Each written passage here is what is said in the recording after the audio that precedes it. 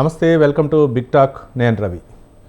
తెలంగాణలో ఫార్ములా ఈ car race కేసులో మాజీ మంత్రి కేటీఆర్పై కేసు నమోదుకు గవర్నర్ జిష్ణుదేవ్ వర్మ అనుమతి ఇవ్వటం ఇప్పుడు రాష్ట్రంలో హాట్ టాపిక్గా మారింది. ఇప్పటికే ఫార్ములా ఈ కార్ రేస్ అంశంలో మాజీ మంత్రి కేటీఆర్ పాత్రపై విచారణ జరపాలని ఏసీబీకి ప్రభుత్వ ప్రధాన కార్యదర్శి శాంతికుమారి లేఖ రాశారు. ఈ కేసులో కేటీఆర్ అరెస్టు తప్పదనే ప్రచారం మొదలైంది. ఫార్ములా ఈ కార్ రేసులో కేటీఆర్ అరెస్టు తప్పదా?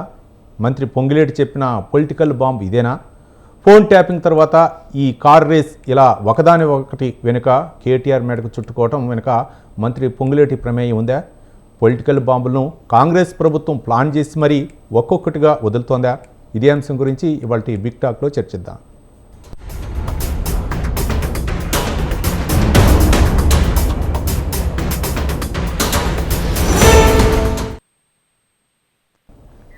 ఇక తెలంగాణలో అంటే కొన్ని నెలల విరామం తర్వాత మళ్ళీ ఈ కార్ రేసింగ్ వ్యవహారం అయితే మాత్రం తెరపైకి వచ్చింది. దీన్ని అసెంబ్లీ సాక్షిగా చర్చించాలని చెప్పేసి మాజీ మంత్రి BRS working president KTR CM Revanth రెడ్డికి లేఖ రాశారు. ఇట్లా ఏంటంటే గత ప్రభుత్వాన్ని బదనాం చేయాలని, అస్థిరపరచాలని రకరకాలైనటువంటి ఆరోపణల నేపథ్యంలో అక్కడ గతంలో ప్రభుత్వం చేసినటువంటి ఫార్ములా ఈ కార్ రేసు వ్యవహారం ఏదైతే ఉందో దాంట్లో దాదాపు 55 కోట్ల రూపాయలు అవినీతి జరిగింది. మరోపక్క రకరకాలైనటువంటి అంశాలు ఈ ఫార్ములా ఈ కార్ రేసు వ్యవహారంలో వచ్చాయి. కాబట్టి దీనిపై నిగ్గు తేల్చాల్సినటువంటి అవసరం ఉంది. అసెంబ్లీ సాక్షిగా అయితే 4 కోట్ల మంది తెలంగాణ ప్రజలకు తెలుస్తుంది. 4 గోళ్ల మధ్య కాకుండా అసెంబ్లీ సాక్షిగా చర్చిస్తేనే తెలంగాణ ప్రజలకు తెలుస్తుంది, 4 గోళ్ల మధ్య కాదని చెప్పేసి సీఎం రేవంత్ రెడ్డికి లేఖ రాయటం. మరోపక్క బీఆర్ఎస్ ఎమ్మెల్యేలందరూ కూడా ఈరోజు స్పీకర్ను కలిసి ఒక వినతిపత్రం కూడా ఇచ్చారు. దీనిపై చర్చ చేపట్టాలి, అసెంబ్లీ సాక్షిగా నిజాలు నిగ్గు తేల్చాల్సినటువంటి అవసరం ఉందని చెప్పేసి.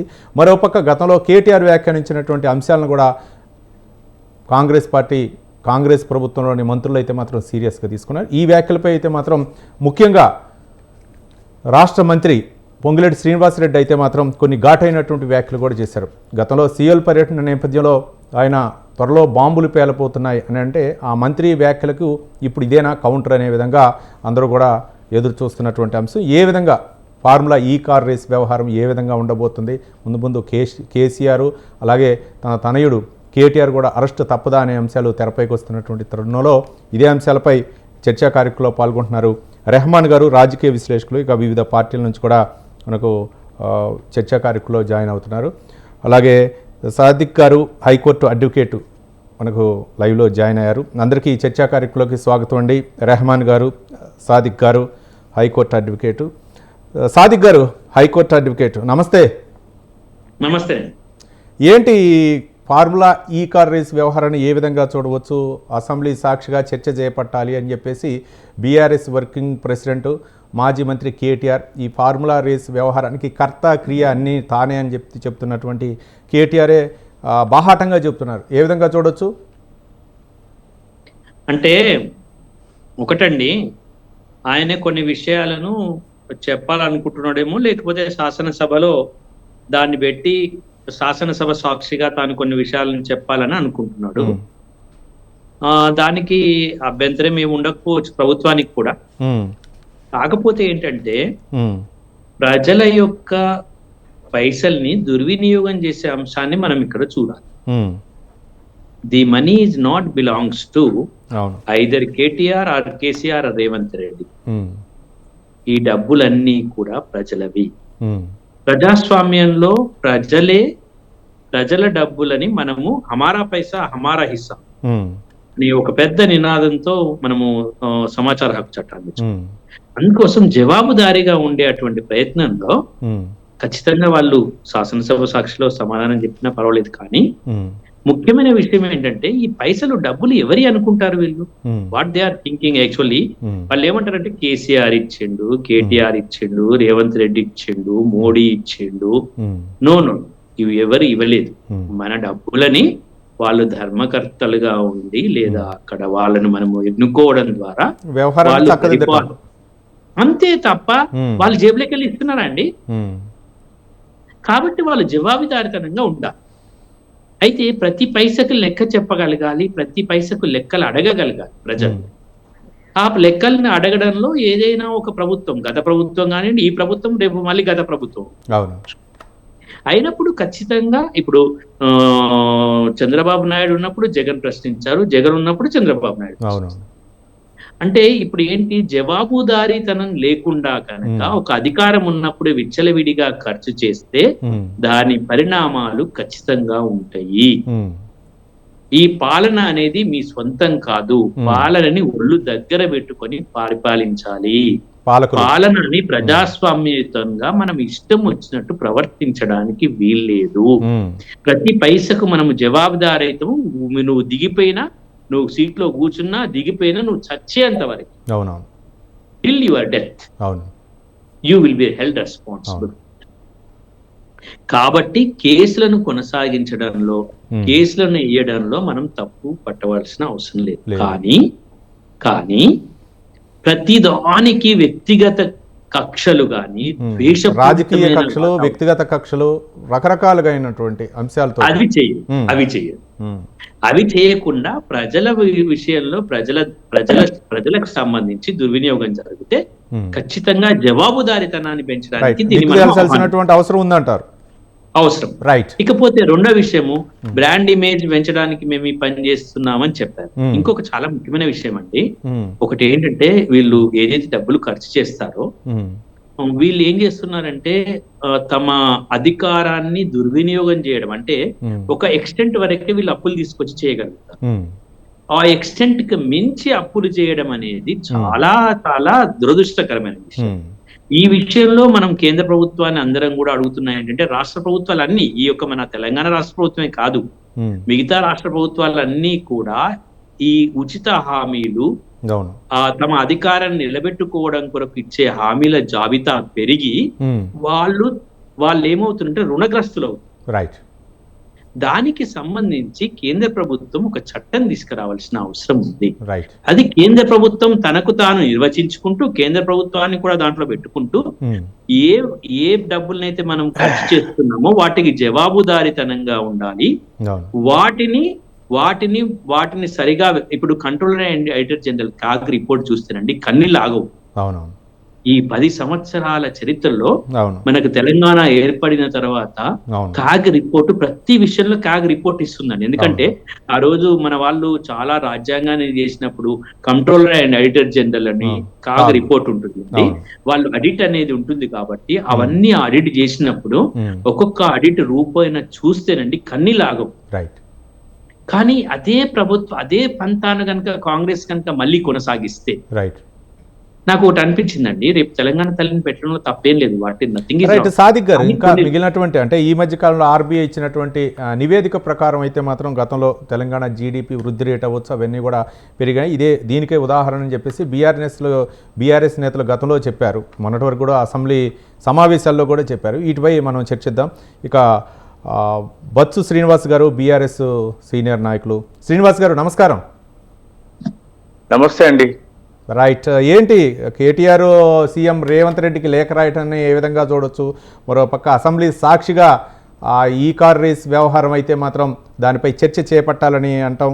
మరోపక్క గవర్నర్ అనుమతి తీసుకొని ఏసీబీ విచారణకి అనుమతించడం, ఇవన్నీ చూస్తామంటే ఏంటి, బీఆర్ఎస్ వ్యూహాత్మకంగా వెళ్తుందా, లేకపోతే కాంగ్రెస్ కావాలని ఇది కక్ష సాధింపు చర్య అనుకోవాలా? ఎలా స్పందిస్తారు? మొట్టమొదట స్వతంత్ర వీక్షకులకు, మీకు, అక్కడ ఉన్నటువంటి పెద్దలందరూ కూడా నమస్తే. నమస్తే. కాంగ్రెస్ పార్టీ కక్ష సాధిస్తుంది సహజంగానే. ఎందుకంటే వాళ్ళు గతంలో పొందిన అనుభవాన్ని బీఆర్ఎస్ పార్టీ నాయకులకు ఇవ్వాలని ఉవ్విల్లూరుతున్నారు, తహతహలాడుతున్నారు. అందులో ఎట్లాంటి సందేహం లేదు. దానికి అవసరమైనటువంటి విధంగా చట్టపరంగా ఏ విధమైనటువంటి చిక్కులు లేకుండా ఉండడానికి చట్టంలో ఏ విధంగా తాత్కాలికంగా మరకలు అంటించాలనేటువంటి ప్రయత్నంలో భాగంగా వాళ్ళు చేస్తున్నారు. అందులో మళ్ళీ పెద్ద గొప్పగా 2-3 నెలల నుంచి ప్రజలందరినీ మానసికంగా సంసిద్ధంగా ఉండేటట్టు తయారు చేస్తున్నారు. దాంతో పాటు గవర్నర్ గారి అనుమతి తీసుకున్నారు. ఎన్నిసార్లు వాళ్ళ శ్రీనివాసరెడ్డి గారు, మంత్రి పొంగులేటి శ్రీనివాసరెడ్డి గారు ఏంది పాత్రికేయుల సమావేశం పెట్టి ఆయన 55 కోట్ల రూపాయలు విడుదల చేసిండ్రు తప్పు అని చెప్తే, దానికి వెరీ వెరీ ఇమ్మీడియట్ గా తాజా మంత్రి చెప్తే మా మాజీ మంత్రి గారు చెప్పింది, వర్కింగ్ ప్రెసిడెంట్ కేటీఆర్ గారు, దాని వల్ల కలిగినటువంటి లాభ నష్టాలు, జరగబోయే నష్టాన్ని దృష్టిలో ఉంచుకొని రాబోయే ప్రభుత్వం మాదే అనే ఉద్దేశంతో అరవింద్ కుమార్ గారు నోట్ ఫైల్ చేస్తే నేనే సంతకం పెట్టిన. ఆ హెచ్ఎండిఏ చైర్మన్ గా ముఖ్యమంత్రిగా ఉంటారు, వైస్ చైర్మన్ గా నేను మా మంత్రి హోదాలో నేను ఉంటాను కాబట్టి నేను పెట్టినా. దాని తర్వాత వచ్చే కాన్సిక్వెన్సెస్ ఏవైనా, ఇందులో దొంగతనం లేదు, దోపిడీ లేదు, లేకపోతే మనీ లాండరింగ్ లేదు, ఇది తీయలేదు పెట్టలేదు అని నేను చెప్పట్లేదు. రాబోయే ఏ పరీక్ష ఎదుర్కోవడానికైనా నేను సిద్ధమే. దీన్ని బూచిగా చూపెట్టి నన్ను జైల్లో వేయడానికి ప్రయత్నం చేస్తున్న ప్రభుత్వాన్ని కూడా నేను వెనకడుగు వేయను. ఒక విధంగా అదే జరిగితే జైలుకి వెళ్ళి యోగా ధ్యానం లాంటివి చేసి ఆరోగ్యాన్ని తిరిగి వచ్చి పాదయాత్ర చేస్తా, ప్రజలకు విషయాన్ని వివరిస్తా. ఈ ప్రభుత్వం చేస్తున్నటువంటి ఇచ్చిన హామీలను నెరవేర్చినటువంటి పరిస్థితి ఏదైతే ఉందో, అంటే ప్రభుత్వము కప్పదాటు వేయడము, దాటవేసేటువంటి ప్రయత్నాలు ఈ రోజు ఉన్నటువంటి. కానీ శ్రీనివాస్ గారు జైలుకి ఎట్లా వెళ్తారు? వాళ్ళ మంత్రులు అంటా ఉంటారు, లేకపోతే న్యాయపరంగా వెళ్తారు. జైలుకి ముందే వెళ్తాను, 3 నెలలు జైల్లో ఉంటాను, యోగా చేస్తాను, మళ్ళీ పాదయాత్ర చేస్తాను అంటే జైలుకి వెళ్ళిన ప్రతి ఒక్కళ్ళు అధికారంలోకి వస్తారనే ఏంటి? ఎవరన్నారు? వాళ్ళే అంటున్నారు సెటైరికల్ గా, మీకంటే ముందు కవిత గారు వెళ్ళిండ్రు, మీరు తర్వాత వెళ్తారు, మిమ్మల్ని జైల్లో వేస్తాము, లేకపోతే విద్యుత్ ఒప్పందాల విషయంలో జరిగిన అవకతవకల్లో మాజీ ముఖ్యమంత్రి గారిని కూడా జైల్లో పెడతాం, అన్ని వాళ్ళే మాట్లాడుతున్నారు, మేం మాట్లాడట్లేదు కదా. చీకట్లను తొలగించి కనురెప్ప పాటు కూడా కరెంటు పోకుండా చూసిన పాపానికి ఒప్పందాల పేరిట ఈ తప్పిదాలు తీస్తున్నటువంటి ఈ ప్రభుత్వం కనీసము ప్రభుత్వంపై పట్టు సాధించకుండా ఈ ఫార్ములాలో, లేకపోతే ఇంకేదో ఫార్ములా అని, లేకపోతే కాళేశ్వరం అని, లేకపోతే శనేశ్వరం అని రోజుకోటి తీసుకొచ్చి చర్చ జరగకుండా, అసెంబ్లీలో చర్చ జరగకుండా రచ్చ చేస్తూ చర్చను ముందుకు తీసుకెళ్లకుండా అన్ని విషయాల మీద చర్చ జరగాలని మేము కోరుకుంటున్నాం. లెక్చర్ల మీద చర్చ జరగాలి, ఈ రేస్ మీద చర్చ జరగాలి, ప్రతిదానికి సహకరిస్తానని చెప్తుంది. ఫోన్ ట్యాపింగ్ గడిచిన ప్రభుత్వంలో వస్తున్నటువంటి ఏదైతే ఆరోపణలు ఉన్నాయో, అది ఫోన్ ట్యాపింగ్ కావచ్చు, కాళేశ్వరం కావచ్చు, లేకపోతే మేము తీసుకొచ్చినటువంటి ఎస్ఆర్డిపి నిధులు కావచ్చు, దేని మీద వచ్చినా కూడా ప్రభుత్వం గడిచిన ప్రభుత్వంలోని పెద్దలందరూ కూడా ఆ ప్రభుత్వంలో బాధ్యత వహించినటువంటి బిఆర్ఎస్ పార్టీ నాయకులందరూ కూడా పారదర్శకంగా తమ వంతు బాధ్యతగా అన్ని విషయాలలో సహకరిస్తారు. చట్టబద్ధంగా మాత్రమే రాజ్యాంగాన్ని గౌరవించి ఈ ప్రభుత్వం వేసినటువంటి నీలాపనిందలన్నీ ఎదుర్కొని సచ్చీలతను నిరూపించుకుంటది. ఇందులో ఎట్లాంటి సంశయము ఎవరికి శశమిషాలు అవసరం లేదు, దీంట్లో ఎట్లాంటి అవసరం లేదు. ఒక్క నిమిషం శ్రీనివాస్ గారు ఒక్క నిమిషం. రెహమాన్ గారు, రాజకీయ విశ్లేషకులు. రవి గారు, నమస్కారం. సభ్యులకు అందరికి గుడ్ ఈవినింగ్. అంటే ఇప్పుడు ఒకటండి, ముందు మన దేశం అనేది చట్టబద్ధ పాలన సాగాలి. ఇప్పుడు ఫార్ములా ఈ కార్ల రేసింగ్ తోటి 200 కోట్ల రూపాయలు ఖర్చయినాయి. రెహమాన్ గారు ఇంతకు ముందు సాదిక్ గారు చెప్పారు, ఏదైనా సరే అది ప్రజల సొమ్ము, జవాబుదారీతనం ఉండాలా. ఏదైనా సరే ఖర్చు పెట్టేటప్పుడు దాన్ని ఎక్కడ ఖర్చు పెట్టినా రూపాయి ఖర్చు పెట్టేటప్పుడు జవాబుదారీతనంగా ఉండాలి. ఆ వ్యవహారాన్ని చక్కదిద్దడం కోసమే ప్రజాప్రతినిధుల్ని ఓట్లేసి ఎన్నుకుంటారు అని చెప్తున్నారు. కానీ అవినీతి అయితే జరగకూడదని చెప్తున్నారు. కానీ జరుగుతుందా లేకపోతే జరిగిందా, దీనిపై విచారణలు, రకరకాలైనటువంటి విచారణలు చేయటం, కాలయాపన చేయటం, మరో పక్క రాజకీయ అంశాలను పొలవటం, ఇవన్నీ జరుగుతూ ఉన్నాయి.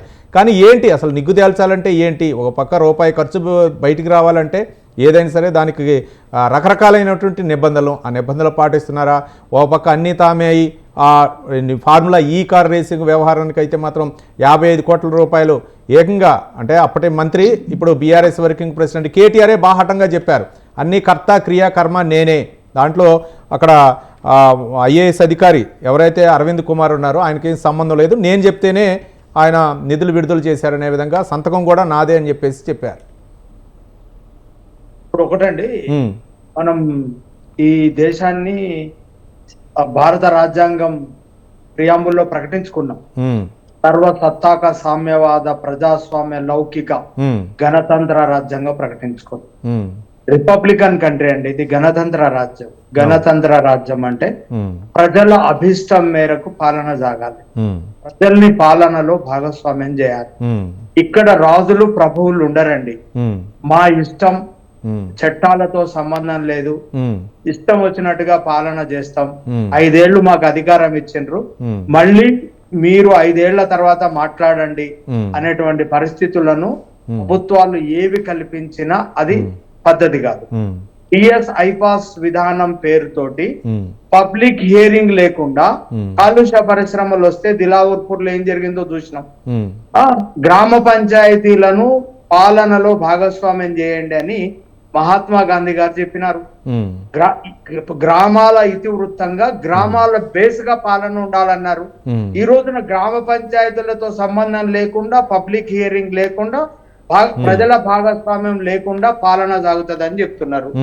55 కోట్ల రూపాయలు రాష్ట్ర ఎన్నికల కోడ్ అమల్లో ఉండగా ఎన్నికల కమిషన్ అనుమతి లేకుండా అందులో 46 కోట్ల రూపాయలు విదేశీ మారక ధనం, అంటే విదేశీ మారక ద్రవ్యంలోకి మార్చడం కోసం 9 కోట్ల రూపాయలు ఖర్చు అయింది. అక్కడ 46 కోట్ల రూపాయలు ఇచ్చారు.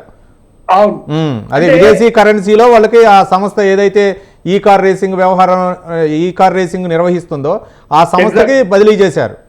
అవును, అంటే ఇట్లా విదేశీ కంపెనీలకు ఎన్నికలు జరుగుతున్నటువంటి సమయంలో అసలు ఈ కార్ రేసింగ్ ఫార్ములాకు ప్రజలు అనుకూలంగా ఉన్నారా, వ్యతిరేకంగా ఉన్నారా, ప్రతిపక్షాలను భాగస్వామ్యం చేసినామా? అంటే అసలు ప్రజాస్వామ్యం అంటే ఏంది? ప్రభుత్వాలకు 5 ఏళ్ల పాటు అధికారం ఇచ్చేస్తే ఇక ప్రజలకేం సంబంధం లేదా? మన వాతావరణానికి అనుకూలమా కాదా? హైదరాబాద్ లో 2.8 కిలోమీటర్లు ఒక ట్రాక్ ని ఏర్పాటు చేసి ఆ ప్రాంతంలో ట్రాఫిక్ నంతా మళ్లించేసి మొత్తం ఒక కొద్దిసేపు ట్రాఫిక్ ఇబ్బంది అయితేనే హైదరాబాద్ అంతా చాలా ఇబ్బంది పడుతుందండి. ఇట్లా ట్రాఫిక్ నంతా ప్రధాన రహదారుల నుంచి మళ్లించేసి దీనికి అంతా ప్రజల ఆమోదం ఉందా? ప్రజలు ఇట్లాంటి రేసును కోరుకున్నారా? అయితే దీంట్లో చట్టంలో ఏం వయలేషన్స్ జరిగినాయి? ఇట్లాంటి అధికారం Arvind Kumar MAUD principal secretary గారికి ఉన్నదా? ఇట్లాంటి అధికారం చట్టం ఆయన కల్పించిందా? అంటే ఇప్పుడు ఇందులో ఈడీ ఇన్వాల్వ్ అయ్యే అవకాశం ఉంది విదేశీ మారకానికి సంబంధించి. అలాగే 55 కోట్ల రూపాయలని ఎన్నికల కమిషన్ అనుమతులు లేకుండా ఎన్నికల కమిషన్ పాలన సాగుతున్నప్పుడు వీళ్ళు నిర్ణయాలు తీసుకోవడం చట్టబద్ధమేనా కాదా అన్నది ప్రశ్న. చట్టాన్ని ఎవరు వయలేట్ చేసినా, చట్టబద్ధంగా ఎవరు వ్యవహరించకపోయినా శిక్షార్హులు. అయితే ఇంతకు ముందు ఎప్పుడు గవర్నర్ల అనుమతులు లేవండి. ఈసారి రాష్ట్ర ప్రభుత్వం గవర్నర్ల అనుమతులు తీసుకుంది. అంటే 2018లో ఏసీబీ చట్టాన్ని సవరించినారు. చట్టంలో సెక్షన్ 17 ప్రకారం పబ్లిక్ రంగంలో మంత్రులు కానివ్వండి, లేకపోతే ఉన్నతాధికారుల మీద ఏవైనా కక్ష సాధింపుగా కాకుండా అవినీతి ఆరోపణలు వచ్చినప్పుడు ప్రభుత్వం ముందస్తుగా ఉన్నటువంటి ప్రిలిమినరీ ఎవిడెన్స్ ను ప్రొడ్యూస్ చేయాలి గవర్నర్ దగ్గర. ఆ మేరకు గవర్నర్ కూడా దాన్ని పరిశీలించి అనుమతి ఇచ్చినారు. అయితే ప్రభుత్వం ఒకవేళ దీన్ని ఏసీబీకి బదిలీ చేసి విచారణ జరుపుతున్నటువంటి సమయంలో కేసు విచారణలో ఉన్నప్పుడు ఇంకెక్కువ చర్చలు చేయకుండా ఉండడం మంచిగుంటదండి. అంటే ప్రభుత్వం తన విధానపరమైనటువంటి ఒక నిర్ణయాన్ని లేకపోతే ఒక ఆర్డర్ ను, అంటే విచారణ సంస్థలకు ఒక ఆర్డర్ ను వెల్లడించకుండా అవి స్వేచ్ఛగా విచారణ చేయాలంటే ప్రభుత్వం తన వైఖరిని చెప్పకుండా వాళ్ళు స్వేచ్ఛగా విచారణ జరిపే ప్రభుత్వ ప్రమేయం లేకుండా రాజకీయ ప్రమేయం లేకుండా అధికారులు నిష్పక్షపాతంగా దానిపై దర్యాప్తు చేయాలంటారు. రైట్ ఒక్క నిమిషం. బచ్చు శ్రీనివాస్ గారు మాట్లాడారు. ఇక పేట రమేష్ గారు టీపీసీసీ స్పోక్ పర్సన్. రమేష్ గారు నమస్తే. నమస్తే. ఏంటి ఈ వ్యవహారాన్ని ఏ విధంగా చూడాలా? మొత్తానికి మీరు బాంబులు పేలుస్తూ ఉంటారు. మీ మంత్రి పొంగులేటి శ్రీనివాసరెడ్డి ఆ బాంబుల్లో ఇదేనా బాంబు అనుకోవచ్చు? ఈ కార్ రేసు వ్యవహారం ఏదైతే ఉందో దానిపైన మరోపక్క బీఆర్ఎస్ ఎమ్మెల్యేలు అందరూ కూడా ఆ స్పీకర్కు ఒక లెటర్ అయితే ఇచ్చారు, వినతి పత్రం. దీనిపై చర్చ చేపట్టాలి. ఈ కార్ రేసు వ్యవహారం గత కొన్ని నెలలుగా కాంగ్రెస్ నాయకులు అయితే ఆరోపణలు చేస్తున్నారు. ఒక పక్కేమో మాజీ మంత్రి కేటీఆర్ జైలుకు వెళ్ళటం ఖాయం, లేకపోతే శిక్ష పడేది. ఆ శిక్ష కాలం కూడా మీ మంత్రులే చెప్తున్నారు. కోమటిరెడ్డి వెంకటరెడ్డి 7 సంవత్సరాలు శిక్ష పడే అవకాశాలు ఉన్నాయని చెప్పేసి. రైట్, ఎలా స్పందిస్తారు? ముఖ్యంగా మేజర్ గా కేసీఆర్ చేసుకున్న కొన్ని 10 ఏళ్ల కాలంలో ఆయన చేసుకున్న ఒప్పందాలు తప్పిదాలపై ప్లాంట్ల నిర్మాణంపై ఒక కమిషన్ వేశారు. అది విషయాన్ని జస్టిస్ మదన్ భీమారావు ఠాకూర్ గారు, లోకార్ గారు తన కమిషన్ నివేదికలో ఎంత క్లియర్ కట్ గా ఉన్నాయి. అది ఆమోదం కూడా మంత్రివర్గం చేసిన విషయాలు. ఎలాంటి అంటే నేను అనేది ఏంటంటే తప్పిదాలు మనం చేసే ముందు గ్రహించుకోవాల్సిన అవసరం ఉన్నది. ఇది మంచి జరుగుతుందా, పరిణామాలు ఎలా ఉంటాయి, ఎలాంటి నిర్ణయాలపై కేసీఆర్ కీలక పాత్ర వహించిండు. సంబంధిత ఇతర కానీ రమేష్ గారు మా ఇంట్లో కోసం చేయలేదు, రాష్ట్ర ప్రయోజనాల కోసం, హైదరాబాద్ బ్రాండ్ ఇమేజ్ కోసం చేశాం, అంతేగాని లేదో మా బీఆర్ఎస్ పార్టీ కోసం లేకపోతే బీఆర్ఎస్ నాయకుల కోసం చేయలేదని చెప్పేసి చెప్తున్నారు. అది కాదండి, ప్రజలపై భారం పడే భవిష్యత్తు కాలానికి అంధకారం తెచ్చే విషయాలలో జాగ్రత్త పడాల్సిన అవసరం ఉంటది. అంటే వీళ్ళ తప్పిదాలు ఎటువంటి అంటే కేసీఆర్ డిస్కామ్ ఆర్థికంగా కుప్పకూల్చాలని 25 ఏళ్ల పాటు మూడు చెల్లించాల్సి వచ్చే పరిస్థితి వస్తుందని చెప్పాడు. కాలం చెల్లిన భద్రాద్రి పవర్ ప్లాంట్ కారణంగా రానున్న 25-9 కోట్ల భారం పడుతుంది ప్రజలపై. అది వాళ్ళిచ్చిన నివేదిక. ఏడాదిలో 350 కోట్ల అదనపు భారం కూడా పడే పరిస్థితి అన్నారు. ఛత్తీస్గఢ్ చేసుకున్న ఒప్పందాల ప్రకారం 3642 కోట్ల. రైట్, ఎంత ఖర్చు అయినా ఒక్క నిమిషం రమేష్ గారు, ఎంత ఖర్చు అయినా కన్ను రెప్పపాటు కూడా కరెంటు పోకుండా ప్రజలకు అందించాలనే లక్ష్యంతోనే తెలంగాణ ప్రభుత్వం ఆ రోజు అంతకుముందు ఆంధ్రప్రదేశ్ ఉన్నప్పుడు కూడా రాజశేఖర రెడ్డి గారి నేతృత్వంలో కరెంటు రెప్పపాటు కూడా పోలేదు. ఎక్కడ ఏది ఇవ్వాలనుకున్నది ఇచ్చాం. ఆయన పాత్ర వల్లనే ఈ రోజు ప్రైవేట్ ప్లాంట్ ఇంత దారుణంగా మీరు మాట్లాడగలుగుతారు కాంగ్రెస్ పార్టీ వాళ్ళు. ఒక్క నిమిషం శ్రీనివాస్ గారు, శ్రీనివాస్ గారు ఒక్క నిమిషం. ఈ పవర్ ప్లాంట్స్ కానీ ఇవన్నీ కూడా ప్రైవేట్ ప్లాంట్లు అన్ని కూడా ఎంకరేజ్ చేసింది, సబ్సిడీలు పెట్టి. అప్పుడు వైఎస్ రాజశేఖర రెడ్డి నేతృత్వం కాంగ్రెస్ ప్రభుత్వం ఉపయోగించుకోకుండా. సార్ నేను చెప్పే కొన్ని వినండి. ఇప్పుడు వాళ్ళు ఇచ్చిన నివేదిక ప్రకారం మనం పోదాం. న్యాయపరంగా కాలం చెల్లిన భద్రాద్రి ప్లాంట్ కారణంగా రైట్, అది విద్యుత్తుకు సంబంధించినటువంటి అంశం. ముఖ్యంగా ఈ కార్ రేస్ వ్యవహారం ఏంటి? ఈ కార్ రేస్ వ్యవహారం పక్కన మంత్రులు వ్యాఖ్యానిస్తున్నటువంటి వ్యాఖ్యలు, మరో పక్క ఏసీబీ విచారణ, మరో పక్క గవర్నర్ అనుమతి, వీటన్నిటిని ఏంటి కాంగ్రెస్ పార్టీ కక్షపూరిత వ్యవహరిస్తుంది అనుకోవచ్చా? కక్షపూరిత కాదండి, మీరు ఇది గ్రహించాల్సిన అవసరం ఉన్నది.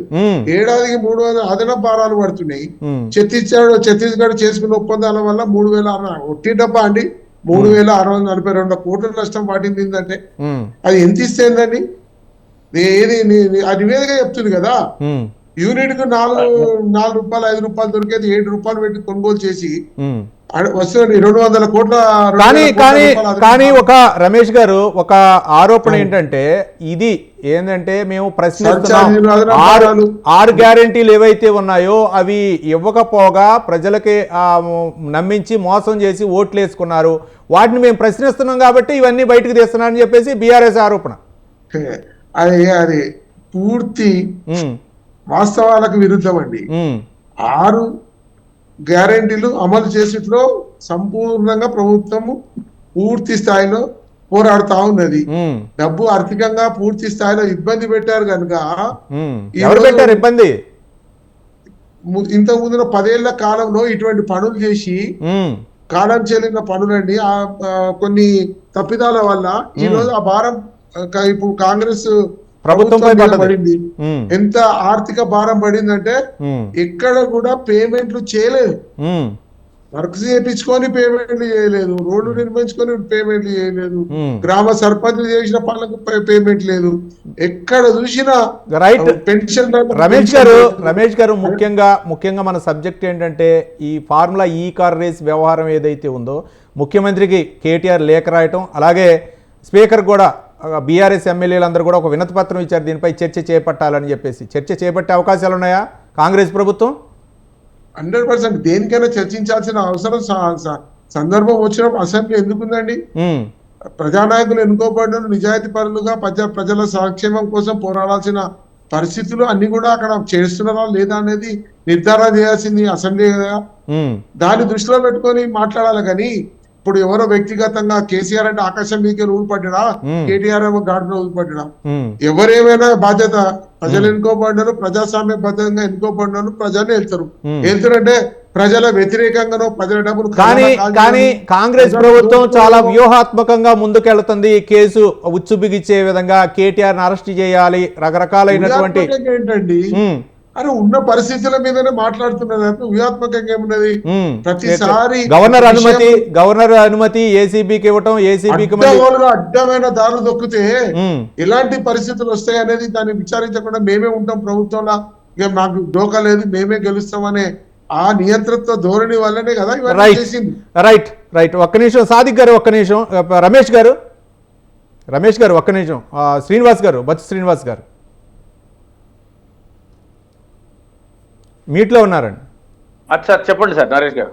ఏంటి అంటే ఆ అడ్డగోలుగా మేమే మళ్ళీ అధికారంలోకి వస్తాం, మళ్ళీ 5 సంవత్సరాలు మేమే అధికారంలో ఉంటాం, 10 సంవత్సరాలు పాలించాం కాబట్టి అడ్డగోలుగా విచ్చలవిడిగా ఖర్చు చేశారు, ఈ నిధులు అనేది బాగా దుర్వినియోగం చేశారని చెప్పేసి రమేష్ గారు ఆరోపణ. ఇప్పుడు దుర్వినియోగం చేసినామా సద్వినియోగం చేసినామా మీ ఏడాది పాలన తేలిపోయింది కదా. ప్రభుత్వాన్ని నడపలేక డైవర్షన్ పాలిటిక్స్ చేస్తూ ఓ రోజు హైడ్రా అంటారు, ఓ రోజు మూసి అంటారు, ప్రణాళిక ఉండదు, డిపిఆర్ ఉండదు, మీకు ఓ రోజు 50 కోట్లు అంటారు, 60 కోట్లు అంటారు, 80 కోట్లు అంటారు, 130 కోట్లు అంటారు. మీరు ఎటు పోతుండ్రో, ఎందుకు పోతుండ్రో, ఏం చేస్తుండ్రో, మీరు ఎందుకు రైతు బంద్ వేయలేదో, ఎందుకు రైతు కౌలు ఇస్తా అన్నారు, మీకు ఆర్థిక స్థితిగతులు తెలియని మీరు హామీలు ఎందుకు ఇచ్చిండ్రు, మీ అస్తగస్తమైన పరిపాలన చేస్తున్న మేము ఏదో ఎట్టి పరిస్థితుల్లో గెలవమని అడ్డగోలు హామీలు ఇచ్చి అధికారంలోకి వచ్చి పాలన చాతగాక శ్రీనివాస్ గారు మీరు అడుగుతున్నారనే కేసా, మీరు అడుగుతున్నారనే కేసులా? మంచిగా శ్రీనివాస్ గారు ఒక్క నిమిషం, రమేష్ గారు ఒక్క నిమిషం, శ్రీనివాస్ గారు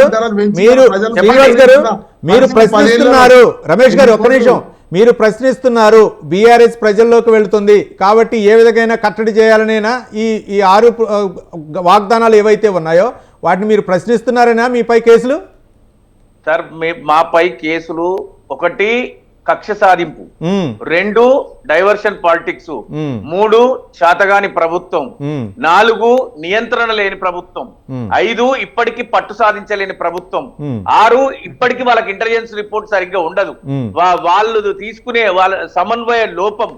ఈ రోజు ప్రజా గొంతుకై నినదించడానికి పాలన చేతగాక ప్రతిపక్షానికి వాళ్ళు ప్రతిపక్షంని హీరో చేసింది ఈ కాంగ్రెస్ ప్రభుత్వం.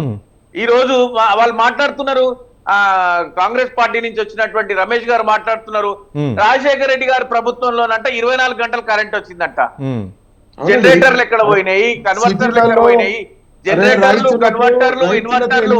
అంటే శ్రీనివాస్ గారు కాంగ్రెస్ హయాంలోనే బీజం పడ్డది, ఉచిత విద్యుత్ అవ్వచ్చు, ఏదైనా అవ్వచ్చు, దాన్నే అమలు చేశారు బీఆర్ఎస్ నాయకులు అని చెప్పేసి రమేష్ గారు పొరపాటు. బీఆర్ఎస్ ప్రభుత్వము ఆరోగ్యశ్రీ గాని, నిరంతర ఉచిత విద్యుత్ రైతులకు ఇవ్వాలనేటువంటి ఆలోచన గాని, మంచి పథకాలను గడిచిన ప్రభుత్వంలో ఉన్న వాటిని కొనసాగించాలనేటువంటి మంచి సదుద్దేశంతో మేము కొనసాగించాం. పెన్షన్ పెంచినాం, సంక్షేమాన్ని పెంచినాం, అభివృద్ధిని కొనసాగించినాం. అంధకారంలో మిగిలిపోతుందని మాట్లాడిన ఈ కాంగ్రెస్ ముఖ్యమంత్రి కిరణ్ కుమార్ రెడ్డి గారు మాట్లాడిన మాటలు అబద్ధము. అది అసలు ఆ మాటలకు తావే లేదు, విలువే లేదు. తెలంగాణ ప్రజలకు పాలన చేతన కాదంటే ఈ రోజు జీడిపి, నేషనల్ జీడిపిలో 12% contribution from Telangana, total 36% from South India. అట్లాంటి పరిస్థితికి తీసుకొచ్చినాం. ఈ రోజు 5 లక్షల కోట్ల ఉత్పత్తులు ఐటీ ఎగుమతులకు తీసుకొచ్చినాము. మొత్తము ఇవాళ ఇన్ని కోట్ల ఎకరాల సాగు జరగడానికి ఈ రోజు ఏదో వీళ్ళు రాగానే సాగు జరిగిందని మాట్లాడుతున్నారు. ఇట్లాంటి పరిస్థితుల కల్పన, రైతు పట్ల రాబందుగా వ్యవహరిస్తున్న ఈ ప్రభుత్వానికి రైతుకు బంధుగా ఉండి మేము బాధ్యతగా వ్యవహరించి వాళ్ళ కల్లాలలో ఉన్నటువంటి ధాన్యాన్ని కొనుగోలు చేసి అట్లాంటి ఏర్పాట్లు చేసి గొప్పగా తీసుకెళ్లినటువంటి ప్రభుత్వం మాది. అయితే దాని కొనసాగింపుగా ఈ ప్రభుత్వం సంక్షేమాన్ని, అభివృద్ధిని, లేకపోతే మా ప్రభుత్వం తీసుకొచ్చిన సుస్థిరతను, శాంతి భద్రతలను, ఆస్తులను, అప్పులను ఓన్ చేసుకోవాలి. పొద్దాక మాట్లాడితే 4.5 లక్షల కోట్ల అప్పు ఉందని నిర్మలా సీతారామన్ గారు కాగ్ లాంటి, ఆర్బీఐ లాంటి నివేదికలు చెప్తుంటే 7 లక్షల కోట్లు, 7 లక్షలు చిన్నోడు పెద్దోడు అయినోడు కానోడు కాంగ్రెస్ పార్టీల కార్యకర్త దగ్గర నుంచి ముఖ్యమంత్రి దాకా 7 లక్షల కోట్ల అప్పు 7 లక్షల కోట్ల అప్పు ప్రతి తెలంగాణ బిడ్డ మీద 1.5 కోట్ల అప్పు అని మాట్లాడతారు. అరే అప్పు ఉంటే సంపద సృష్టించండి, అప్పు తీర్చండి, గొప్ప ప్రభుత్వంగా ముందుకెళ్ళండి. అంతేగాని నిందించడము, హామీలు నిలబెట్టుకోలేని ఈ ప్రభుత్వం. రైట్ రమేష్ గారు, ఒక్క నిమిషం పాయింట్ అది. సంపద పెరుగుతుంది, అప్పులు కూడా పెరుగుతాయి, అభివృద్ధి జరుగుతుంది కాబట్టి అప్పులు కూడా తేవాల్సినటువంటి పరిస్థితి ఏర్పడుతుందని చెప్పేసి శ్రీనివాస్ గారు చెప్పారు. పాయింట్ గుర్తుంచుకోండి. ఒక పక్క సాదిక్ గారు చాలాసేపు నుంచి వెయిట్ చేస్తున్నారు. సాదిక్ గారు చెప్పండి. రైట్, అంటే జీడిపిలో తెలంగాణ అంటే 36% దేశ వృద్ధి రేట్లో 12% అయితే మాత్రం తెలంగాణ సాధించింది. ఓ పక్క అప్పులు ఉన్నా సరే అభివృద్ధిలో అయితే మాత్రం తెలంగాణను ముందుంచి నడిపించామని చెప్పేసి బీఆర్ఎస్ నాయకులు రమేష్ గారు ఒక చిన్న సబ్మిషన్, సాదిక్ గారు వెళ్లే ముందు ఒక చిన్న సబ్మిషన్ ఏంటంటే, చెప్పండి శ్రీనివాస్ గారు. 2014లో ఈ దేశానికి ఉన్నటువంటి అప్పు 50,000 కోట్లు. 2025లో భారతీయ జనతా ప్రభుత్వం అధికారంలోకి వచ్చిన తర్వాత ఈ దేశానికి ఏర్పడినటువంటి అప్పులు 1,50,000 కోట్లు. 50,000 కోట్ల నుంచి 1,50,000 కోట్లకి వెళ్ళింది కేంద్ర ప్రభుత్వం కూడా. అట్లాగే కాంగ్రెస్ ప్రభుత్వాలు కూడా, ఏ ప్రభుత్వం అప్పు చేయకుండా పరిపాలన కొనసాగిస్తుంది, ఏ ప్రభుత్వం కూడా సంక్షేమాన్ని అందిస్తుందో కాంగ్రెస్ పార్టీ వాళ్ళే చెప్పాలి. రైట్ రైట్ సాదిక్ గారు. సాదిక్ గారు, అభివృద్ధి జరగాలంటే అప్పులు చేయాలి, అదే మేము చేసామని చెప్తున్నారు బీఆర్ఎస్ నాయకులు. అంటే పక్కనున్న శ్రీలంకను తర్వాత మిగతా వాటన్నిటిని కూడా మనం చూడాల్సిన అవసరం ఉంటుంది. అయితే ఇక్కడ చాలా ముఖ్యమైన విషయం అండి, అంకెల గారెడ్డి చెప్పడంలో చాలా ఇప్పుడు పాలకులు అందరూ కూడా, పరిపాలిస్తున్న వాళ్ళందరూ కూడా అంకెల గారెడ్డి చెప్తుంటారు. కానీ జనంలో చూస్తున్నప్పుడు సంపద ఏం పెరిగింది, జనంలోకి వెళ్ళినప్పుడు, ఒక గ్రామానికి వెళ్ళినప్పుడు సంపదలు ఏ విధంగా పెరిగినాయి, వాళ్ళ జనజీవనంలో ఏ విధమైనటువంటి మార్పులు వచ్చాయనేది కూడా చాలా ఇంపార్టెంట్. విద్య, ఆరోగ్యం ఈ రెండింటిని చాలా ముఖ్యంగా ఏ సమాజంలోనే చూస్తుంటారు. ఈ రోజు విద్య ఎలా ఉంది ఈ 10 సంవత్సరాల కాలంలో అని చెప్పడానికి నేను ప్రత్యేకంగా ఏం చెప్పదలుచుకో, ఎందుకంటే మన ముందు చాలా వాస్తవాలు ఉన్నాయి. ప్రతిరోజు పేపర్లో చూస్తున్నాం. ఒక సంవత్సరంలో జరిగిన విధ్వంసం కాదు ఇది 10 సంవత్సరాలుగా జరిగిన విధ్వంసం. ఈ విధ్వంసాన్ని మనం చూడాలి. ఏదో ఒక విధ్వంసం. కానీ ఇంకో పాయింట్ ఆర్బీఐ అనుమతి, హెచ్ఎండిఏ అనుమతి లేకుండా 55 కోట్ల రూపాయలు ట్రాన్స్ఫర్ చేయటం, అంటే ఎన్నికల కోడ్ అమల్లో ఉండగా ఎట్లా చేశారని అనేటటువంటి పాయింట్ కాంగ్రెస్ లేవనెత్తుతుంది. ఇప్పుడు కార్ల రేస్ విషయంలో, ఈ ఫార్ములా రేస్ విషయంలో చాలా తప్పు జరిగింది. ఇది ఎందుకు జరిగిందంటే, చాలా ముఖ్యమైన విషయం ఇది ఎందుకు జరిగిందంటే, మేము ఏదైనా చేయొచ్చు, మేము ఎక్కడి వరకైనా పోవచ్చు, any extent we can go. What extent you can go? వాళ్ళు ఇంకేమనుకున్నారు, మేము తెలంగాణలో ఓడిపోవడం అనేది అసంభవం, ఇట్ ఈస్ ఇంపాసిబుల్. వాళ్ళ కాన్ఫిడెన్స్ అది, ఇట్ ఈస్ ఇంపాసిబుల్. మమ్మల్ని క్వశ్చన్ చేసేవాళ్ళు లేరు. Nobody can question. Right, question చేసేవాళ్ళు లేరు, లేకపోతే చేశారు. 10 సంవత్సరాలు అయితే ప్రజలు 10 సంవత్సరాలు అవకాశం ఇచ్చారు. కానీ మేము 10 సంవత్సరాలు చేసాం, తెలంగాణ ప్రజల కోసం కట్టుబడ్డాం, తెలంగాణ ప్రజల కోసం అప్పు చేశాం. కానీ ఇప్పుడు కాంగ్రెస్ పార్టీ ఏం చేస్తుంది, కాంగ్రెస్ ప్రభుత్వం ఏం చేస్తుంది అనేది బీఆర్ఎస్ క్వశ్చన్. ఇక్కడ చాలా ముఖ్యమైన విషయం అండి. మరి అట్లా చేసినప్పుడు ప్రజలు ఎందుకు తిరస్కరించారు? వాళ్ళు ఏమంటారు, ఒక 2 కారణాలు కానీ చెప్తున్నారు. ఇప్పుడే ఈ వాగ్దానాలు చేయటం, 6 పథకాలు అవ్వచ్చు, లేకపోతే రైతు బంధు అవ్వచ్చు, రైతు భరోసా అవ్వచ్చు, లేకపోతే 2 లక్షల రుణమాఫీ అవ్వచ్చు. ఒక మంత్రి ఏమో 18,000 కోట్లు అంటారు, ఒక మంత్రి ఏమో 41,000 కోట్ల రూపాయలు అంటారు, ఒక మంత్రి ఏమో ఇప్పటికే రుణమాఫీ పూర్తి అయిపోయింది అంటారు, ఒక మంత్రి ఏమో ఇంకా పూర్తి కావాల్సిన పరిస్థితి ఉందని చెప్తారు. మాకు క్లారిటీ లేదు అని చెప్పేసి బీఆర్ఎస్ నాయకులు ఆరోపణ.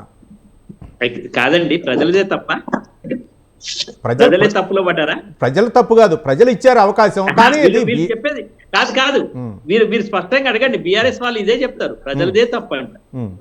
నేను చాలా ప్యానెల్స్ లో చాలా విషయాలు, వాళ్ళ పార్టీ లైన్ అది ఉంది. వాళ్ళ పార్టీ లైన్ లో ఏముందంటే, ఆ పార్టీ లైన్ అంతా కూడా ఫ్రమ్ ది బిగినింగ్ నుంచి అగ్రశ్రేణి నాయకత్వం నుంచి నమ్మి ఓట్లేశారు అనేది మాత్రం, నమ్మి అవునండి, ఎప్పుడు నమ్ముతాము? వేరే ఎదుటిన్న వ్యక్తిని కాదనుకున్నప్పుడు నమ్ముతాం. ఇక్కడ చాలా ముఖ్యమైన విషయం అండి. నమ్మి ఓటేస్తారు, ఏం జరుగుతుందో జరుగుతుంది. కానీ వీళ్ళు ఏమంటారంటే ప్రజలు తప్పంటారండి. చాలా జాగ్రత్తగా గమనించండి మీరు ఇక్కడ. వారు బీఆర్ఎస్ లో అగ్రశ్రేణి నాయకత్వం నుంచి కింది నాయకత్వం వరకు కూడా మేము చాలా చేసే వాళ్ళని మమ్మల్ని కాదన్నాం, మీకు కావాల్సింది తెలుస్తుంది, మీకు మీ పని తెలుస్తుంది, మీకు అంతా అవుతుంది, మీకు అది ఇదే అంటారు. అది ఎప్పుడు కూడా ప్రజాస్వామ్యంలో అలాంటి మాటలు పనికిరావు. రైట్. ప్రజాస్వామిక దేశంలో ప్రజల్ని తప్పుపట్టు, ప్రజలు మార్చే అధికారం ఉంది, వాళ్ళు వినియోగించుకున్నారు. They want to suffer it. Right. అవన్నీ రాజకీయ ఆరోపణలు, రాజకీయ సహజంగా జరిగేది. ఈ ఫార్ములాకి వచ్చినప్పుడు మాత్రం ఖచ్చితంగా తప్పు జరిగింది. ఖచ్చితంగా తప్పు జరిగింది. ఎందుకు జరిగిందంటే వాళ్ళు తీసుకునే నిర్ణయాన్ని కనీసం తీసుకునే ముందు కనీసం వాళ్ళు తాము తీసుకునే ముందు కనీసం వాళ్ళు ఒకసారైనా కూడా ఆలోచన చేయాల్సిన అవసరం ఉండే. ఇది ఎలక్షన్ల టైము, అపద్ధర్మ ప్రభుత్వంగా ఉంటుంది. అపద్ధర్మ ప్రభుత్వం ఇట్లాంటి పనులు చేయొచ్చా? రైట్. అప్పుడు అంటే ఎట్లయినా లేకపోతే గెలవాలా, లేకపోతే ఆ ఫార్ములా రేస్ అది కంప్లీట్ అవ్వటం కోసం, లేకపోతే మళ్ళీ నిర్వహించాలి అనే ఉద్దేశంతో 2024 ఫిబ్రవరి 10 నిర్వహించాలనే ఉద్దేశంతో అప్పుడు నిర్ణయం తీసుకున్నారు. కర్త కర్మ క్రియ అన్ని నేనే అని చెప్పేసి అప్పటి మంత్రి, ఇప్పుడు బీఆర్ఎస్ వర్కింగ్ ప్రెసిడెంట్ కేటీఆర్ చెప్పారు, బాహాటంగా చెప్పారు. కానీ ఎలాంటి అంటే శిక్ష పడే విధానం అవ్వచ్చు, లేకపోతే ఈడీ కూడా ఇందులో ఎంటర్ అయ్యే అవకాశం ఉంది, రాష్ట్ర ప్రభుత్వం ఉంది, రకరకాలైనటువంటి అంశాలు తెరపైకి వస్తున్నాయి. సాదిక్ గారు, ఇక్కడ ఒక స్ట్రాటజీ ఉందండి, ఒక వ్యూహం ఉంది. ఒక వ్యూహాన్ని మనం అనుసరించాలి. ఎందుకు అసెంబ్లీ సెషన్స్ లో మాట్లాడతామని, అసెంబ్లీ సెషన్స్ కు ముందు పోతున్నామని అంటున్నారంటే, యాక్చువల్ గానైతే ఇంతకు ముందు మిత్రుడు రెహాన్ గారు చెప్తున్నప్పుడు విచారణ కొనసాగే సందర్భంలో ఈ పాలనకు సంబంధించిన వాళ్ళు ఇంటర్ఫియర్ కావద్దు, రేపు అసెంబ్లీలో కూడా విచారణకు సంబంధించినటువంటి అంశాలు చాలా వస్తాయి కాబట్టి దీని డిస్కషన్ జరగడం అనేది చాలా ఆలోచించవలసిన అవసరం ఉంది. ఎందుకు మరి వీళ్ళన్నీ కూడా కోర్టులో చెప్పుకోవచ్చు కదా. ఇప్పుడు వీళ్ళు విచారణ జరుగుతున్నప్పుడు వీరి తరఫున వాదన, ప్రభుత్వం తరఫున వాదనని కూడా కోర్టుకి వెళ్తాయి. కోర్టు దానికి సంబంధించి ఇప్పుడు ఏసీబీకి సబ్మిట్ చేశారు అంటే ఖచ్చితంగా న్యాయ విచారణ జరుగుతుంది, అది ఏసీబీ కోర్టుకి వెళ్తుంది, ఇక తప్పదు అది. ఎందుకంటే ప్రిన్సిపల్ సెక్రటరీ గారు ఏసీబీకి పంపించారు, ఏసీబీ వాళ్ళు ఆ కేసును టేకప్ చేస్తారు. ఇటువంటి పరిస్థితుల్లో మేము శాసనసభలో మాట్లాడతాం. శాసనసభలో మాట్లాడేది ప్రజా సమస్య. శాసనసభలో చేయవలసింది ఇప్పుడున్నటువంటి ప్రస్తుతం, నేను తప్పు చేశాను, నాకు కొంత సమయం కేటాయించాను, మీరు తప్పు చేశాను, not the validity of the assembly అండి. ఇది అంటే విచారణకు సంబంధించినటువంటి అంశాలు ఇట్లా జరుగుతున్నప్పుడు మీరు పూర్తి విచారణ కానివ్వండి, కోర్టులు తేల్చనివ్వండి, మీరు క్లీన్ చిట్ గా బయటకు వచ్చినప్పుడు మాట్లాడు. కాబట్టి విచారణ ఎదుర్కొనే సందర్భంలో రాజకీయ పార్టీలు కొన్ని వ్యూహాలు ఎత్తుగడలు ఇస్తుంది. ఆ వ్యూహాల ఎత్తుగడల్లో భాగమే మేము అసెంబ్లీలో మాట్లాడతాం, నేను అసెంబ్లీలో సమాధానం చెప్తా. అసెంబ్లీలే కాదు, కోర్టుకు వచ్చి సమాధానం చెప్పాలి, ఇది అసెంబ్లీకి వచ్చి సమాధానం చెప్పేది కాదు. ఎందుకంటే నేరం సంబంధించి ఏదైనా ఒకటి జరిగితే కోర్టులో సమాధానం చెప్పాలి, కోర్టులో వాదించుకోవాలి, కోర్టుకు వచ్చి సమాధానం. ఇది చాలా ముఖ్యం. రైట్. రెహమాన్ గారు, ఇప్పుడు ఇంతకుముందు సాదిక్ గారు అన్నట్టుగా నిజానికి అది కొనసాగింపుగానే నేరారోపణలు ఎదుర్కొంటున్నటువంటి వ్యక్తులు ఎవరైనా సరే తమ నిర్దోషిత్వాన్ని రుజువు చేసుకోవడం అనేది కోర్టులోనే జరగాలి. రెండోది, ప్రభుత్వాలు ఈ సందర్భంగా విచారణ సంస్థలను ఆదేశించినట్టుగా, లేకపోతే ప్రభుత్వం ఈ కేసులో ఒక వైఖరిని కలిగి ఉంది అన్నట్టుగా ప్రవర్తించడానికి వీల్లేదు. విచారణ మొదలైన తర్వాత దాంట్లో కానీ ఇక్కడ ఒక అంశం రెహమాన్ గారు, అంటే ముందుగానే మంత్రులు ఎక్కడో సీఎల్లో ఉన్నటువంటి మంత్రులు అక్కడ ఉన్నటువంటి మూసీ రివర్ ఫ్రంట్ ఏదైతే ఉందో దాన్ని ప్రక్షాళన చేయాలనే ఉద్దేశంతో చేసినటువంటి ఆ ఉద్దేశంతో మంత్రుల బృందం సీఎల్లో పర్యటించింది. అక్కడ వ్యాఖ్యానించారు, ఏది పొంగిరెడ్డి శ్రీనివాసరెడ్డి ఆ బృందం తరపున అక్కడ పర్యటిస్తూ త్వరలో బాంబులు పేలిపోతే మీరే చూడబోతున్నారు. ముందుగానే మంత్రులకు ఎలా తెలుస్తున్నాయి ఇది వ్యవహారంలో? మాజీ మంత్రి కేటీఆర్ పై కేసు నమోదైద్ది, లేకపోతే ఏసీబీ విచారణ జరిగిద్ది, బాంబులు పేలబోతున్నాయి అనే విధంగా మంత్రులు ఏ విధంగా వాళ్ళు ముందుగానే ఎట్లా తెలుస్తుంటారు? అంటే నిజానికి ఇవన్నీ కేబినెట్ నిర్ణయాలే, ఆఫ్ ది రికార్డ్ కూడా జరుగుతాయి కేబినెట్ లో కూర్చున్నప్పుడు. ప్రభుత్వ పెద్దల్లో ఉన్నటువంటి వాళ్ళు, ప్రభుత్వంలో ఉన్నటువంటి వాళ్ళకి తెలియకుండా ఏ నిర్ణయాలు జరగవు. దీన్ని ఏసీబీకి అప్పగించాలన్నా లేకపోతే విచారణ జరపాలనుకున్నా ముందుగా ప్రభుత్వంలో ఉన్నటువంటి ముఖ్యులు ఇదంతా చర్చించిన తర్వాతనే జరుగుతాయి. ఇంతకు ముందు అన్నట్టుగా ఇంటెలిజెన్సీ కూడా సరిగ్గా లేదని శ్రీనివాస్ గారు వ్యాఖ్యానించారు. ఇంటెలిజెన్సీని ఫోన్ ట్యాపింగ్ తో వాడుకున్నారండి. చట్టబద్ధంగా పాలన సాగాలి. పాలన అనేది చట్ట వ్యతిరేకంగా ఎప్పుడూ సాగకూడదు.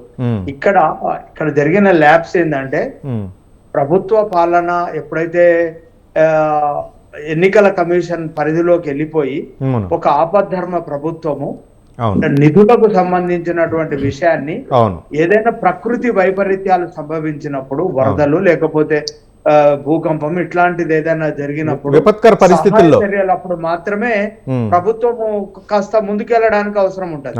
అంటే ఫైనాన్షియల్ డిసిషన్ మాత్రం, అంటే విధానపరమైనటువంటి డిసిషన్స్, అందులో కోట్ల రూపాయలు బదలాయించడం, అందులో ఇంకో నిర్ణయం కూడా తీసుకున్నారు. ఆ సంస్థను బయటికి పంపించేసి ప్రైవేట్ సంస్థను ప్రభుత్వమే భాగస్వామ్యం తీసుకుంది. ఈ రోజు అరవింద్ కుమార్ గారికి సంబంధం లేదు, అరవింద్ కుమార్ గారికి బాధ్యత లేదని మాట్లాడడం కూడా కరెక్ట్ కాదండి. అరవింద్ కుమార్ గారే బాధ్యత వహించాల్సి ఉంటది. చెక్కు పైన ఆయనే సంతకం పెడతారు నిధుల్ని మళ్లించడానికి. అంటే అంత బాధ్యత రహితంగా అధికారులు వ్యవహరించడానికి కూడా వీల్లేదండి. కాబట్టి తప్పకుండా అరవింద్ కుమార్ గారు కూడా దీనిపైన బాధ్యత వహించాలి.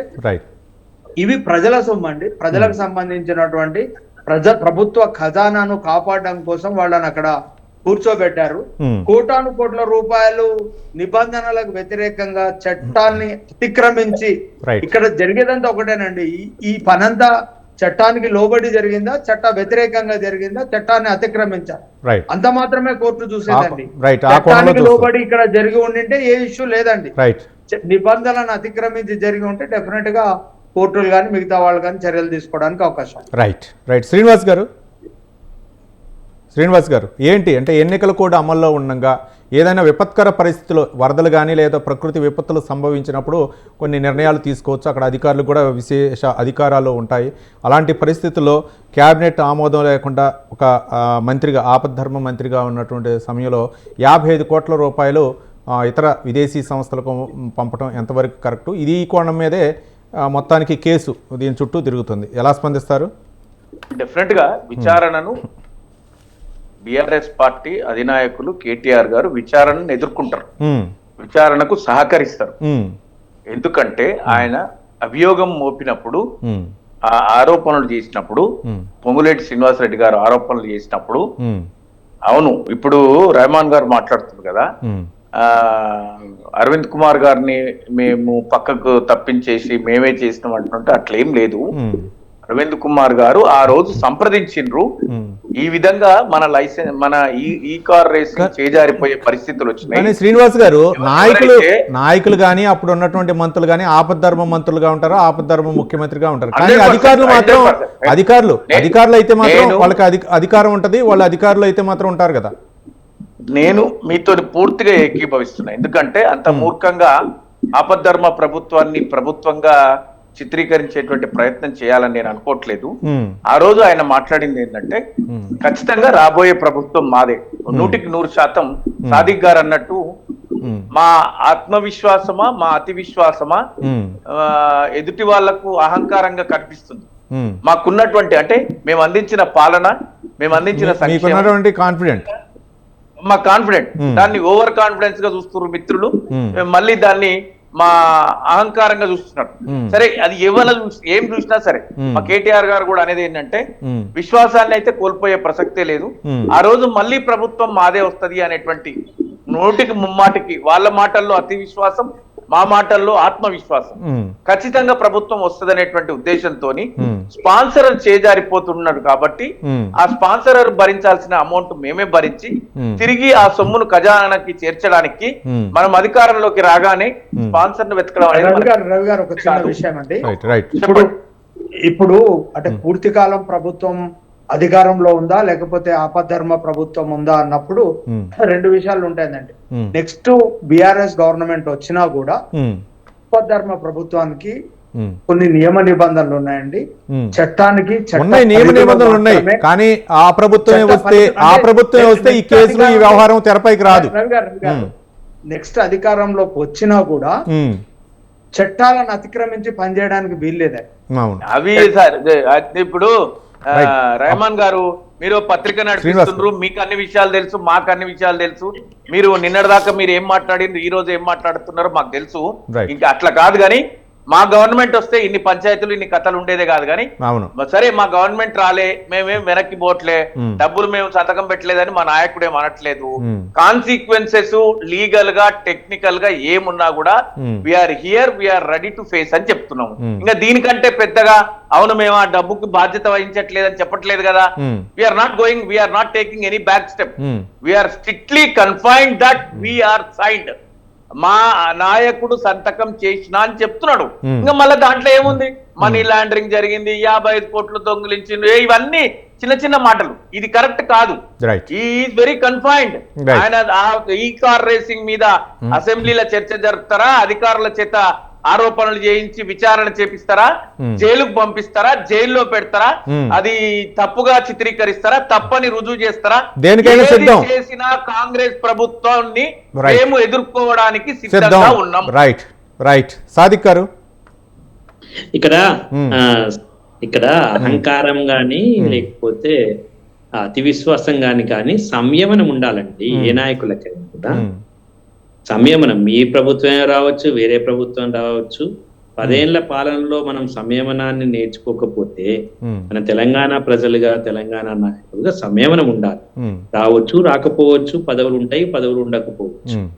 దానికి నేను పదవి మళ్ళీ వస్తే ఇదే చేస్తాను. ఒక చిన్న డౌట్ నాకు, సాదిక్ అలీ గారు ఇప్పుడు మనకు కాంగ్రెస్ పార్టీనా లేకపోతే అనలిస్టా, ఎవరి తరఫున మాట్లాడుతున్నారు? రైట్, ఆయన అడ్వకేట్ గా మాట్లాడుతున్నారు. అడ్వకేట్ గా ఆయన అభిప్రాయం చెప్తున్నారు. కాంగ్రెస్ పక్షాన మాట్లాడుతున్నారు. రైట్, ఆయన అభిప్రాయం అని చెప్తున్నారు. రైట్, సాదిక్ గారు ఆయన ఒక అడ్వకేట్ గా మనకి డిబేట్ లో జాయిన్ అయ్యారు. నేను మీరన్నది నేను అంగీకరిస్తాను. మీ ప్రశ్నకు సమాధానం కూడా ఒక్క మాటలో చెప్తాను. నేను ప్రజాపక్షంగా మాట్లాడుతున్నాను. I respect your age especially. నేను మీ వయసుని గౌరవిస్తా. రైట్, నేను ప్రజాపక్షంగా మాట్లాడుతున్నానండి. రేపు రాబోయే సంవత్సరాలు, ఇంకా 2-3 సంవత్సరాల్లో మా వయసు ఎట్లా ఉంటుంది, మా గొంతు ఎట్లా ఉంటుంది అనేది కూడా చూస్తారు. రైట్. అయితే ఇక్కడ ముఖ్యమైన విషయం ఏంటంటే, ఇక్కడ చాలా ముఖ్యమైన విషయం ఏంటంటే, నేరాన్ని మేము చేశామని కానీ, ఇది మేము ఖచ్చితంగా చేశామని కానీ, ఇది చేశాము అని చెప్పడంలో వీళ్ళు విశ్వాసంగా ఉండడంలో తప్పేం లేదు. ఇప్పుడు మామూలుగా ఒక తప్పు చేసిన వాళ్ళు నేను తప్పు చేసినాను అని చెప్పరు, తప్పు చేయలేదు అని చెప్పరు. దాని మీద విచారణ కొనసాగితే తప్ప మనం ఎదుర్కోవడానికి సిద్ధంగా ఉన్నారు అని అంటే మేము that is take off course of action of the సంస్థలు, ఏ సంస్థలు అయితే ఉంటాయో ఆ సంస్థలకి లోబడి ఆ సంస్థలు అవన్నీ కూడా చేస్తున్నాయి. ఇక రెండో, కానీ సాదిక్ గారు ఏది చెప్పినా సరే ఒక విధంగా చెప్పాలంటే, నేను ప్రజా సంక్షేమం కోసం, ప్రజల కోసం, రాష్ట్ర అభివృద్ధి కోసం, హైదరాబాదు బ్రాండ్ ఇమేజ్ కాపాడటం కోసం, తెలంగాణ ఇమేజ్ కాపాడటం కోసం మేము చేసామని చెప్పేసి బీఆర్ఎస్ నాయకులు చెప్తున్నారు. ఇప్పుడు న్యాయస్థానాల్లో ఈ విషయానికి వచ్చినప్పుడు న్యాయస్థానాలు ఇవి పట్టించుకో, ఈ ఇమేజ్లు మేము దీన్ని ఈ సంకల్పం కొరకు చేసామని. న్యాయస్థానాలు ఇంకోటి ఏంటంటే అడ్మినిస్ట్రేటివ్ పాలసీలలో కూడా వెళ్ళవు. ఇంతకుముందు రెహమాన్ గారు చెప్పినట్టు రూల్ ప్రకారంగా పోయారా లేదా, రూల్ అతిక్రమించారా, దట్స్ ఆల్, అంతవరకే. ఆ రూల్ ను అతిక్రమిస్తే మీరు రూల్ ను అతిక్రమించిండ్రు, ఈ బార్డర్ లైన్ దాటిండ్రు. బార్డర్ లైన్ దాటినప్పుడు పనిష్మెంట్ ఉంటుంది. బార్డర్ లైన్ దాటినప్పుడు పనిష్మెంట్ ఉంటుంది. బార్డర్ లైన్ దాటడానికి ఎవరు వీల్లేదు అనేది చాలు. అయితే ఈ బార్డర్ లైన్ ను నేను ముఖ్యంగా ఈ ప్యానెల్ లో మనము ఈ చర్చలో చాలా ముఖ్యంగా మనం గుర్తించాల్సింది అంటే, బార్డర్ లైన్ ను ఏ ప్రభుత్వం దాటదు.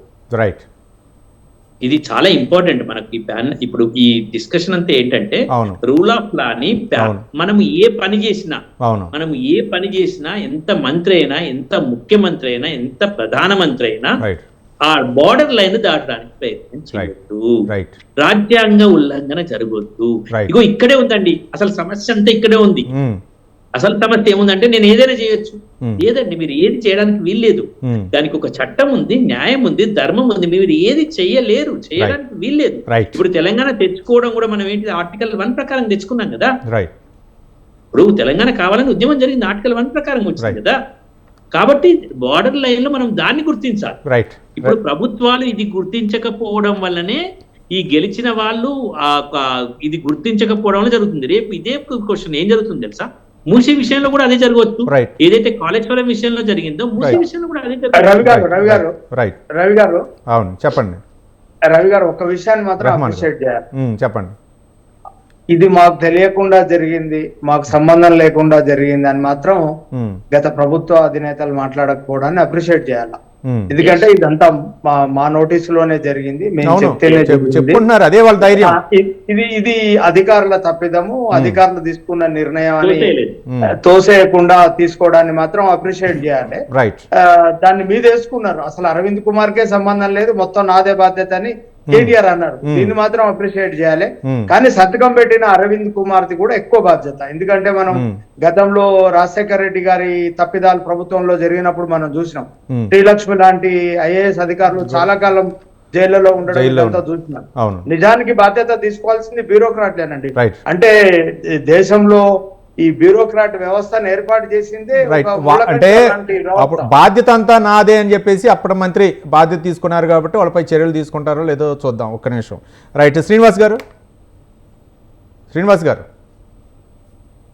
చెప్పండి సార్, చెప్పండి.